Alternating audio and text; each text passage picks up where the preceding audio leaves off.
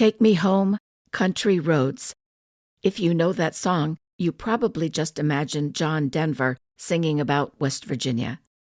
The title takes on a whole different meaning when linked with a new program Connecticut and the Alzheimer's Association have created. The program is called Bring Me Back Home. It's designed to help caregivers whose loved one has wandered. And that's what this episode, number 20, is all about. You're listening to My Spouse Has Dementia, a podcast that uses personal stories, occasional interviews, and simple rituals to support dementia caregiving spouses. My goal is to help us survive, because about 40% of us die first. I'm Zita Christian, writer, life cycle celebrant, widow. My husband had Alzheimer's. One morning about 7 years ago, my husband went for his usual morning walk and got lost. We'd had a snowstorm overnight, and while Dick was in the middle stages of Alzheimer's, he could still do a lot on his own. The roads around here had been plowed, and still, navigating around snowbanks could be tricky. I knew that he might get home a few minutes late, maybe 10, maybe 15, but not 30. So I got in the car and I went looking for him. I remember driving slowly down the narrow back road near our home. There are a few houses on one side of the road. The other side is all woods. Fortunately, Dick was a creature of habit, and I knew his usual route. It didn't take long for me to find him. I pulled the car to the side of the road, put on my flashers, and rolled down the passenger side window. He stopped and stared into the window. There was a moment where I don't think he recognized me, and then something must have clicked because he said, "It's you." He grinned and he opened up the door and got inside. I had already turned on the heated seats, and he sank into his seat and sighed. He said several trees had fallen in the storm, and one of them still blocked the side road he'd been on. He had to turn around, but he couldn't figure out which way to go, so he said he figured he'd just keep walking. I knew the situation could have been much worse, and I think that on some level he knew that too. Following that episode, we went to our local police department. I wanted them to know my husband's name and what he looked like, in case he ever wandered off again and I couldn't find him, in case there was ever a need for a silver alert. I'm stating the obvious now, but wandering can be dangerous. If a person who wandered isn't found within 24 hours, the chances of the person suffering serious injury or death increase dramatically. People with dementia wander for various reasons. My husband was a hiker. He simply enjoyed walking. For years, he wore a Fitbit, and I'm not exaggerating when I say that many, many days, he clocked 16,000 steps before breakfast. Sometimes he walked because he was restless. And later, as his dementia progressed, I think he walked because he was agitated. That's when I would go with him. I think some people wander simply because they don't remember that they're supposed to stay in the house while you go to the store, or stay in the car while you run into the post office, or walk only in the yard or around the cul-de-sac. They simply don't remember the instructions. And if you're only going to be gone 5 minutes, well, for the person with dementia, 5 minutes can feel like forever. Some people wander because they don't recognize where they are, even when they're at home. They get agitated, and something inside tells them everything will be okay if they can just get home. I remember one particularly beautiful day in late May, 2 months before Dick died. I was in the kitchen. He was in the living room, asleep in his recliner, or so I thought. I remember walking into the room and realizing that he was gone. I checked the other rooms. I called out his name as I went, but he was not there. so I went outside. Now, our condominium complex was under a lot of construction at that time, and just a few yards away, on the center green, was a pile of steel girders covered with a tarp. Dick was sitting on one of the girders. He had taken off his shoes and socks and had pulled the tarp over his shoulders. He may have thought the tarp was the tent he used when he thru-hiked the Appalachian Trail back in 1999. Now, on this day, it was late afternoon. If he were back on the trail, it would be time to set up camp, fix dinner, get ready for bed. That day, I did manage to get his shoes and socks back on. He stood up, ready to go back home with me, and then he fell. That was one of many falls he had that month. I talk about that in another episode. And on this day, I couldn't get him up. Fortunately, I had my cell phone with me, and I knew the police dispatch number by heart. The EMTs came and helped me get my husband back home. According to the Alzheimer's Association, 6 in 10 people living with dementia will wander. A person with dementia might lose the ability to recognize familiar places and faces. Losing that ability can happen at any stage of the disease. And knowing that adds even more pressure to the dementia family caregiver. And that's why I'm encouraged to tell you about a new program in Connecticut where I live. The program is called Bring Me Back Home. It's a statewide registry designed to give information to law enforcement and first responders so they can help reunite families with individuals who have wandered. In addition to going down to the police department the way Dick and I did, a family member or guardian can now register a loved one online. The information is secure, confidential, and can be accessed only in an emergency. When you realize your loved one has wandered or is otherwise missing, of course you call 911 right away. If you have registered your loved one with the Bring Me Back Home program, tell the operator. In the ideal world, every state would have such a program.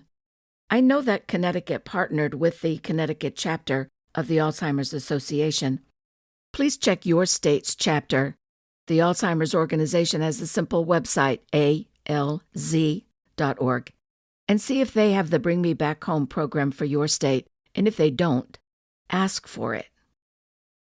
If you do live in Connecticut and you want to register your loved one with the Bring Me Back Home program, I'll put a link in the show notes. I'm going to go over some of the information you'll need to provide. But even if your state does not yet have a Bring Me Back Home program, please pay attention to what information the authorities find helpful, because you might need it at some point. So let's assume that your husband wandered. Well, on the form you need to give his name and address. You'll want to note whether or not he carries a cell phone, and if so, what's the phone number, and whether or not he's able to use the phone, and that means both calling and receiving a call. You'll need to provide a photo, and you need to know the approximate age your husband was when that photo was taken. You need to give a physical description, talking simple things like height, weight. Does he have a beard or a mustache? Is his hair in a ponytail? Is he bald? Are there distinguishing features like a tattoo or a birthmark? Does he walk with a limp? Does he wear glasses? Or do you remember if he was wearing a favorite hoodie or a beanie or some other kind of cap? The form asks for the diagnosis or disability your loved one has. Now, there's a long list on the form, including Alzheimer's and other forms of dementia, but there are a lot of other things on the form. One of the things that's asked for is to note whether the person who wandered is hard of hearing or has diabetes, and that's because the form also asks if the missing person is on any medication, and if missing the medication might be problematic. The form asks about the type of home situation the person has. So let's say this is your wife. Does she live at home with family or in a group home? Is she in an assisted living facility or a nursing home? Is she in a memory care facility? There's a place on the form to note previous wandering incidents and to note likely places the person might go: a coffee shop, the home of a relative, maybe even a place of former employment. The form asks about forms of communication, and what they're looking for is, like, does your wife speak English or maybe another language? Does she use sign language? Does she usually wear hearing aids, and do you know if she has them? Is she nonverbal? Can she read and write? Does she tend to repeat questions or answer only with yes or no? The form asks about the best way to approach the person who wandered. You know, some people get upset if you come towards them quickly or approach them from the side. And that's really important when someone has wandered, because chances are they've reached the point like my husband did that morning after the snowfall, where a fallen tree got him just all turned around and he didn't know where he was. So now he was really agitated. And here would come some stranger coming up to him. He might get alarmed. So the form also asks, is the person sensitive to touch, to sound, to crowds? Would it be helpful to offer the person noise-canceling headphones? Knowing how to approach the person also includes how to address the person. Does he have a nickname? If the first responder mentioned the name of a family member, would that help? Does the person who wandered like specific foods, especially snacks? That information can be very helpful, because if your loved one has wandered and has been gone for a couple of hours and hasn't eaten anything in a long time, he could be very hungry, and having a favorite snack might not only satisfy the hunger but might also help calm the person down. If you're registering your loved one, there's a place for you to include your contact information and the contact information of another person in case of an emergency. If you're registering someone under the age of 18, and the Bring Me Back Home program is for them too, or someone who isn't able to provide consent, you'll need to check a box saying that you consent to having the information released and that you are not using the Bring Me Back Home registry for any illegal purpose. That's a lot of information, and I haven't covered everything. I went through all that because I want you to realize how many details you're holding in your head. I want you to realize how valuable that information could be for a first responder or a friend or a neighbor helping you look for your loved one. I hope you'll also realize that if you're under stress because your person has wandered off, you might have a hard time providing all of that information in the moment. So don't wait. Download the form and fill it out. The Bring Me Back Home program is not the only program that offers one of those very helpful forms.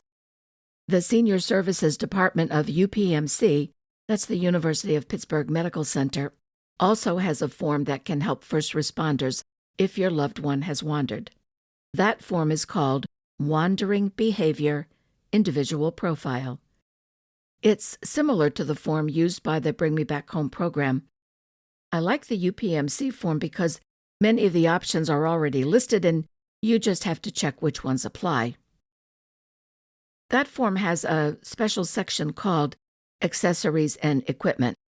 It asks if the person who wandered wears glasses, has dentures, uses hearing aids, uses a cane or a walker, wears a watch or other jewelry, usually carries a wallet or a purse or house keys.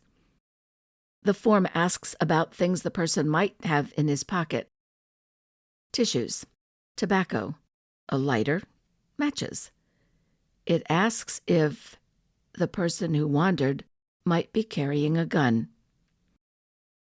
The form also asks for the name and contact information for the person's neurologist and/or gerontologist, as well as the primary care physician. You can download the UPMC form at no charge.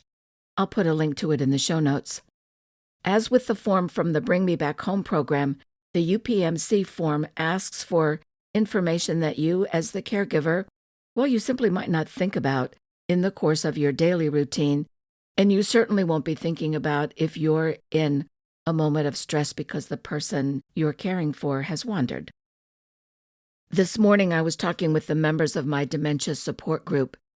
One of the women was telling us that her husband, who has dementia, saw his old security badge, a name badge, clearance for his old job. He got dressed and he put the security badge on and said, "Okay, I'm going now." And she said, "Where are you going?" And he said, "Well, I have to go to work." She reminded him that he's retired and has been retired for the last 15 years. It took a few moments, but he seemed to understand. I suggested that because of the season, she might tell him, "Oh, it's the holidays and the plant is closed, so, you don't have to go into work today." I don't know how well an excuse like that would work at other times of the year. The important thing to remember is that we need to meet our loved one where he is. And if that means a little white lie, well, so be it. Because it's the situation like that, seeing a badge from work, thinking, "Oh, I have to go to my job," that can lead a person to wander, where otherwise they might not have given it a single thought. Another woman in my dementia support group has been told that her husband cannot be left alone anymore.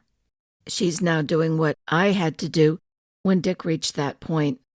I had to privately hire someone to come in a few hours on 2 mornings a week so that I could go to my doctor and my dentist and go to the grocery store and get things that I needed to get done without worrying that he might fall or that he might choke or that he might wander. I don't think the public has a full appreciation of what a diagnosis of dementia does to a family. I've been told that there are key people in the end-of-life movement working with Hollywood, encouraging producers to make more films that accurately depict what happens at the end of life. To some measure, we're a society that only wants to see what is young and beautiful, and that's not a full picture of life. My hope is that the better educated we are, the more support there will be for illnesses like dementia and for the dementia family caregivers. Everyone's journey is different, and I do think it helps to see how others have managed. I'm recording this episode on January 2nd. In 2022, a hospital bed filled my dining room. The bed is long gone, and the table and chairs are back in place. Right now, the table is piled high with linen and cotton and lace, the makings of new creative projects. There's a softness now to what were the very sharp edges of grief. I can tell you that without any conscious effort on my part, painful memories have woven themselves into this new tapestry of my life. The table in the breakfast nook is covered with gold and silver wire, crystals, beads, charms, acrylic flowers, and glass leaves. When I'm not sewing, I'm decorating crystal sun catchers. I'm talking about the 20 or 30 or 40 millimeter faceted glass balls that you can hang in a window. And when the sun hits just right, the crystal balls scatter rainbows all around the room. I know there's a scientific explanation for the rainbows, but I like to think that there's a rainbow inside each of those crystal balls, just waiting for the light. Many of you are struggling to find your way through the darkest part of the dementia caregiving journey. The journey is hard at any time of the year. It's especially difficult during a season when so many others are celebrating, exchanging gifts, looking forward to what the new year will bring. I get it. Every year at this time, I select 3 words that I will use to guide me through the next year. These guide words are not goals or resolutions. They are guides. I've been choosing guide words since 2006. Here are a few of the words I chose in more recent years, since my husband was diagnosed with Alzheimer's. Vigilance, accept, ability, evolve, resilient, engage, enough, purpose, patience. Can you feel the energy of those words? I chose resilient and patience multiple years in a row. Last year, 2023, I chose emerge, contentment, and share. For this new year, 2024, I've chosen emerge again. I need more than a year to come out of this cave. I've also chosen voice. My third guide word is still a mystery. It'll come to me soon. I'll let you know when I find it. Because my guide words are not goals, they don't come with any pressure attached. If you've never chosen 3 guide words for the year, try it. I would love to hear the words you've picked. You can send me an email. Write to Zita, Z as in zebra, I-T-A, at myspouseHasDementia.com. No one sees my email but me. So if you want to tell me about where you are on your journey, I've got a listening ear. In the meantime, take a quick moment.